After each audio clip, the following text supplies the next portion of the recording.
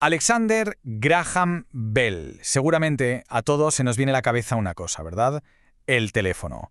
Pero, ¿y si la historia del hombre que, le dio voz a la electricidad fuera mucho más de lo que parece? Es más rica, más compleja y, ojo, hasta más controvertida. Vamos a descubrir quién era de verdad el hombre que había detrás de la leyenda. Señor Watson, venga aquí. Quiero verle. Ahí están. Esas fueron ni más ni menos las primeras palabras que viajaron por un cable. Estamos a 10 de marzo de 1876. Un momento que, cambió para siempre cómo nos comunicamos. Pero claro, esta frase tan famosa no es el principio de la historia. Y desde luego tampoco es el final. Porque, a ver, ¿qué pasaría si el teléfono, ese invento que lo convirtió en inmortal, no fuera en realidad su mayor creación? Y lo más fuerte es que, ¿y si él mismo no lo consideraba así? Esa es la pregunta clave para empezar a entender quién era de verdad Alexander Graham Bell. Vamos a meternos en materia. Para entender al inventor, primero hay que conocer a la persona, ¿no?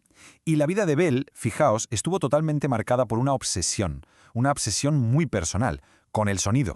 Su verdadera motivación, su motor, no era la tecnología en sí, para nada. Era la naturaleza de la voz humana. Él no buscaba conectar máquinas, lo que quería era conectar a las personas. Su impulso no venía de la ingeniería pura y dura, sino de algo mucho más humano, la empatía.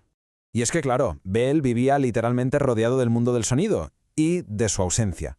Imaginaos el panorama. Su abuelo era locutor, su padre también, un experto en el habla que de hecho desarrolló un sistema llamado discurso visible para enseñar a hablar a personas sordas. Pero lo que de verdad lo marcó todo fue que su propia madre empezó a quedarse sorda cuando él era un niño. Y por si fuera poco, su mujer, Mabel Hubbard, era sorda desde la infancia. Esta realidad tan cercana convirtió el estudio de la acústica y la ayuda a los sordos en la misión de su vida. Vale, con esta motivación tan personal como punto de partida, llegamos ahora sí al gran momento, al hito que lo definiría para siempre, el teléfono. El avance que, literalmente, conectó al mundo. A ver, ¿cuál fue el truco? La idea clave que lo cambió todo fue algo llamado la corriente ondulante. Mirad, hasta ese momento el telégrafo funcionaba con una corriente que se encendía y se apagaba, o sea, on-off, punto raya, ¿vale? La genialidad de Bell fue crear una corriente eléctrica continua que vibraba, que ondulaba, imitando las ondas de la voz humana. En lugar de interrumpir la electricidad, la puso a bailar al ritmo de las palabras. Brutal.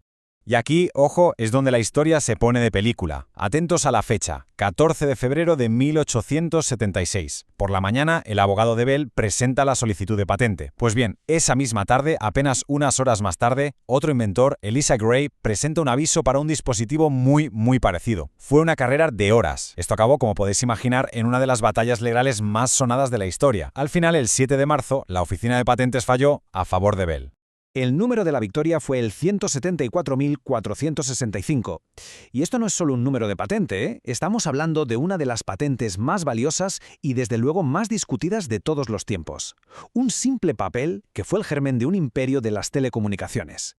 Pero como decíamos al principio, la historia no termina aquí. ¿Qué va? Para una mente tan inquieta como la de Bell, el teléfono fue solo el pistoletazo de salida, el principio de una auténtica explosión de creatividad en campos que ni nos imaginamos.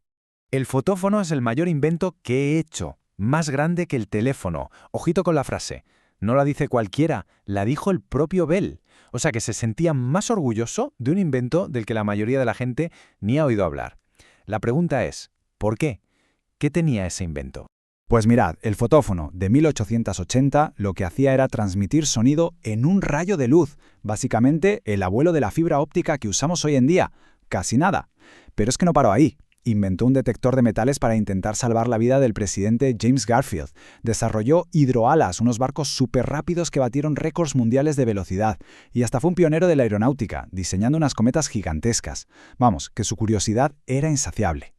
Claro, no podemos hacer un repaso completo de la vida de Bell sin tocar el tema más polémico, la gran controversia que siempre le persiguió. Hablamos de la sombra de Antonio Meucci y de esa pregunta que sigue en el aire. ¿Quién inventó realmente el teléfono? A ver, pongamos las cartas sobre la mesa. Por un lado tenemos a Antonio Meucci, un inventor italiano que, fijaos, ya en 1854 había creado un dispositivo llamado teletrófono. El problema, no tenía dinero para mantener la patente. Y por otro lado está Bell, que perfeccionó el sistema, consiguió la patente legal y, esto es clave, creó la infraestructura comercial que lo convirtió en una realidad global. Y para que veamos hasta dónde llega el tema, es un hecho que el 11 de junio de 2002, la Cámara de Representantes de Estados Unidos aprobó una resolución oficial. ¿Para qué? Para honrar el trabajo de Meucci y reconocer su papel en la invención del teléfono. Un reconocimiento oficial, sí, pero que llegó más de un siglo después. Entonces, con todo esto, ¿cómo resumimos el impacto de una figura así, con tantas caras?